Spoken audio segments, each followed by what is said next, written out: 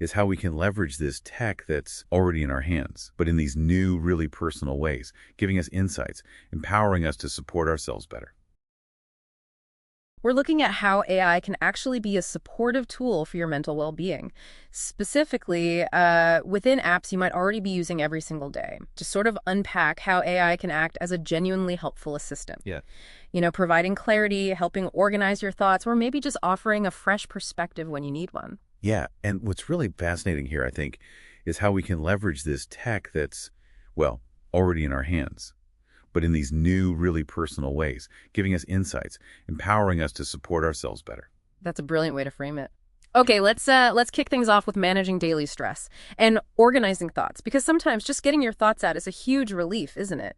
But then what do you do with them? It feels like AI doesn't just let you dump information. Exactly. It can sort of offload the mental effort of structuring all that data, which frees up valuable cognitive space you'd otherwise spend just, well, planning how to plan. Right. Think about feeling swamped by a week's to-do list. Happens to everyone. You could type all your tasks into, say, Google Docs, then prompt an AI like Gemini. Ask it something like, organize this list of tasks for my week into a clear, manageable schedule. Maybe even suggest breaks or priorities. Oh, so it takes that mental mess and gives you structure, instantly reducing that feeling of being swamped. Precisely. So it's not just efficiency, it's almost like externalizing stress, getting some distance. And for a quick win, you could just start typing, right, whatever's on your mind. Then ask the AI, summarize this into key points, or maybe rewrite this paragraph with a more optimistic tone. Just a low-stakes way to shift things a bit. Mm-hmm.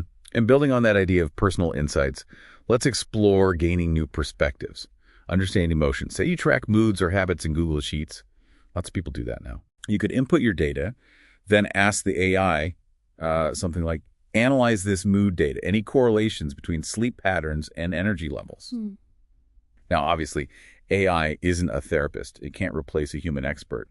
But it can help you spot trends in your own data, things that might have been invisible before. That's really interesting. So it's about making sense of your data for your well-being, not just a data dump, but a step towards self-awareness.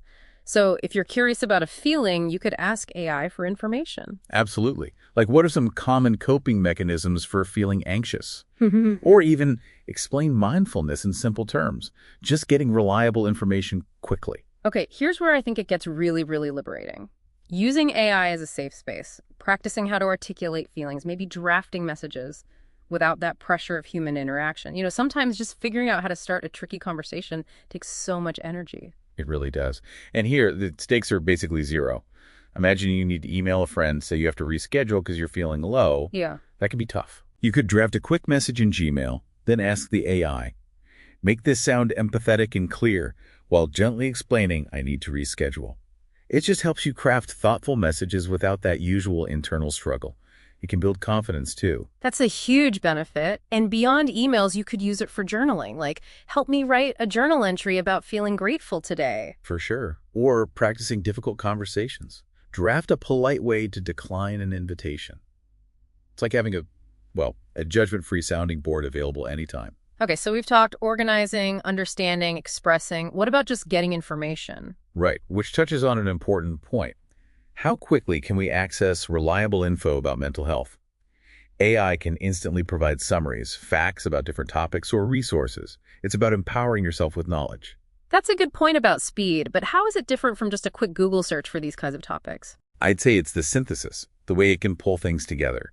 For example, maybe you're prepping for a personal check-in, or you want to summarize self-care techniques you've been learning.